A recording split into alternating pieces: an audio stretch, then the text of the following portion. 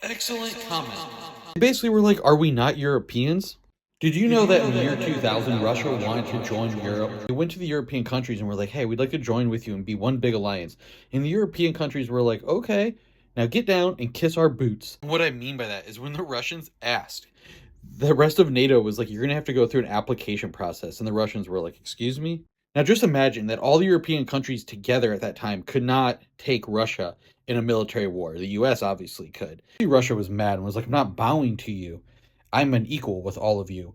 If I'm joining, I'm just coming in. I'm not applying. So obviously it didn't work out. Then in 2001, we know what happened in the US. Russia felt really bad and they sent us a gift. It's called the Tear of Grief. It's a 100-foot tower with a 40-foot tear hanging in between the other panels. And it has the names of the victims etched in the granite.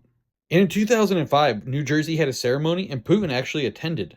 So Russia sent a gift and went to the ceremony. We thought things were going to be cool, but the newspapers just started slandering the country so Americans wouldn't start to like Russia. Foreign Policy magazine, which is a US magazine, said it was one of the world's ugliest sculptures. The New Yorker said it looked like a giant tea biscuit. And it was strange because all these newspapers in the same time period were like, oh, that thing's ugly. We shouldn't even have it in this country. I wonder who could have been telling those magazines to write that. And then over the years, there's been other opportunities where Russia said, hey, I don't want to fight. Can we all join together?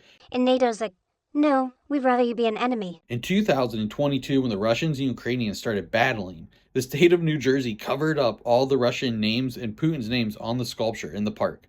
And I ask everyone who's watching this video, why do you think NATO doesn't want Russia to be part of the group? Like, is Russia not European?